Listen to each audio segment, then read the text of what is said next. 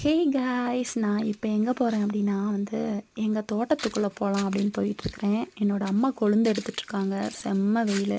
அப்போ அவங்களுக்கு கொஞ்சம் தண்ணி கொண்டு கொடுக்கலாமே அப்படின்னு நான் போய்கிட்டு இருக்கிறேன். அப்போ நம்ம வீடியோ நீங்கள் ஃபுல்லும் பாருங்கள், சரிங்க?